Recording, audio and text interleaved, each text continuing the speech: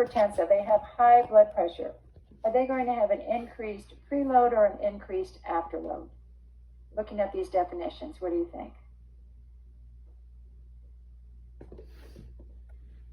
No, not preload. Nope. They're hypertensive. Afterload. Tiana Fitzgerald, yes. So they're going to have an increased afterload. So keep in mind, a person that's hypertensive, they have a lot of resistance that has to be exceeded for that blood to get pumped, that oxygenated blood to get pumped to the rest of the body. So they have a high afterload.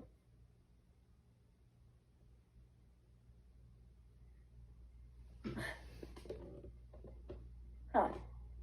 All right, so let's just do a quick review of lung sounds. So we have bronchial sounds over the trachea. They're also called tubular sounds or tracheal sounds. And then we have bronchovesicular over our main bronchus. And then the rest of the lung is called vesicular. So most of the sounds that we listen to are vesicular lung sounds. All right, again, where's the apex of the heart? Everybody point to your apex. And then where are the apex of the lungs? Okay, so apex of the lungs are up here, apex of the heart, fifth intercostal space, midclavicular line. Where's the point of maximum impulse? Apical part of the heart, fifth intercostal space, midclavicular line, same as the mitral area, etc.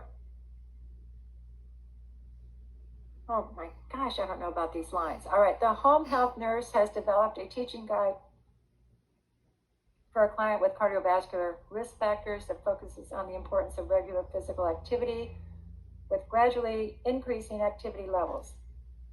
Oh, I gave you the answers. And I'm losing my voice. Let me get something to drink.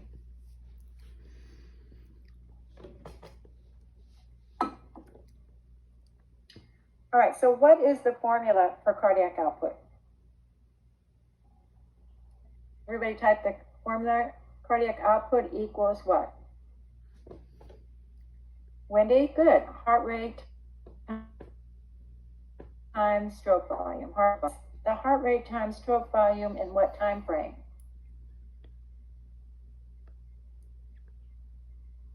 In 1 minute, good. A normal heart rate, let's say a normal heart rate is 72, and the stroke volume with each heartbeat is approximately 70 milliliters. So each time your heart pumps, it's going to put out about 70 milliliters.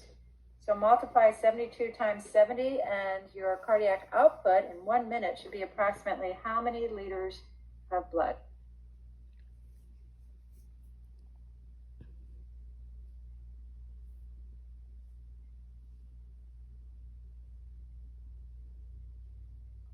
Okay, so if we're saying liters, it would be 5. If we're saying milliliters, it'd be 5,000. All right, so that's a lot of blood going through in 1 minute. All right, so my bottle is 500 milliliters. So basically 10 of these bottles has pumped through my heart in 1 minute.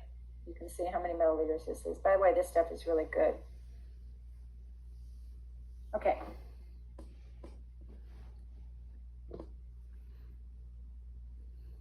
All right, what causes clubbing of the fingers and toes? So here you see some pictures of clubbing.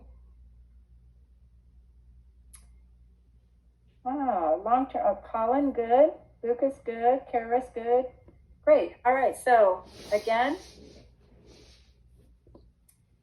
it is caused by long-term lack of oxygen, chronic hypoxia. So here you see a flattening of the nail angle.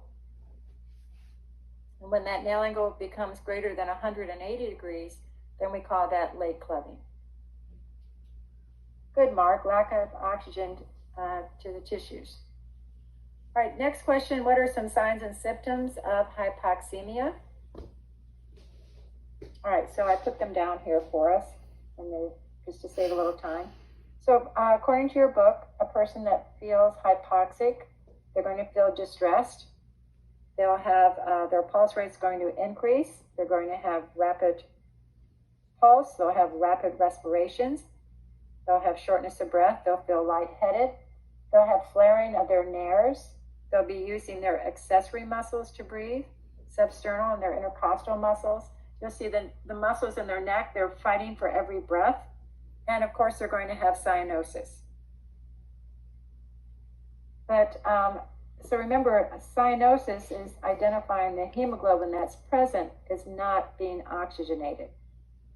Keep in mind, a person could still have hypoxemia if they're anemic and they just don't have enough blood to carry the oxygen. So they could have a normal oximetry pulse, a normal reading on their oxygen level, but because they're anemic, the hemoglobin that's present is being oxygenated, but they're anemic and they don't have enough hemoglobin.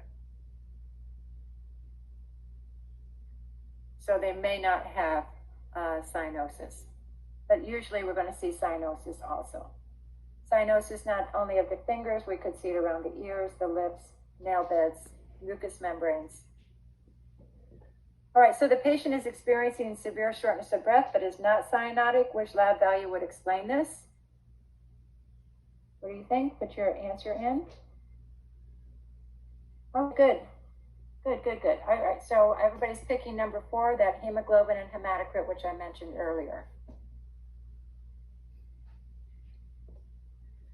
All right, so again, it's important if we exercise, we can increase up to 20% our cardiac output and use of oxygen by ourselves.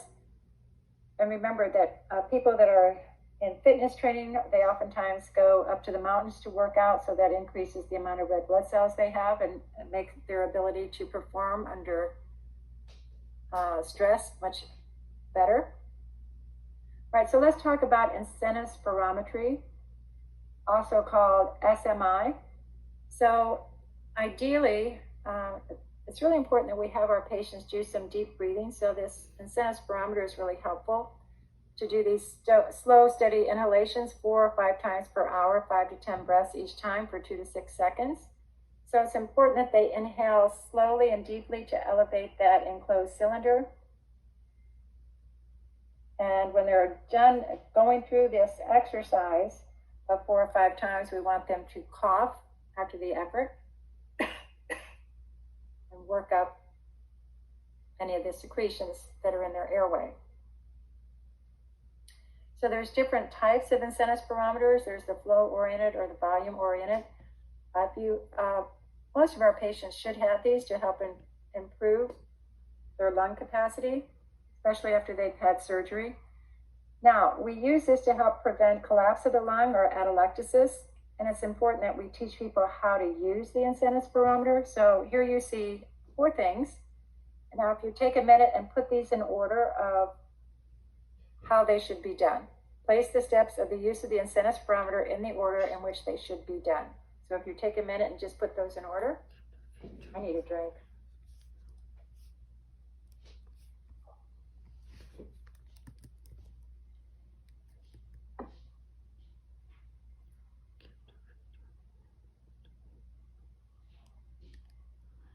Okay, Lucas and Ann have come up with 3214.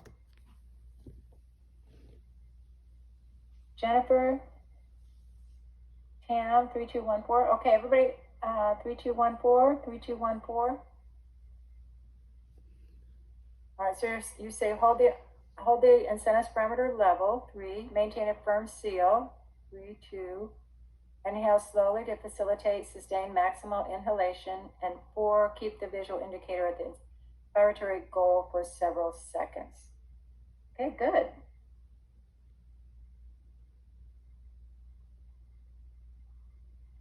All right, good job on that. So that is the correct answer. Is that what you said? 3, 2, 1, 4. Good. Okay, the nurse should assist the patient to assume which position when using the incentive. Oh, why do my answers keep showing up? All right, sitting. You're right. Okay, next question. Where are bronchial breath sounds normally heard? Bronchial breath sounds. Lucas says 1. Tiana says 1. Ann says 1. Mandy says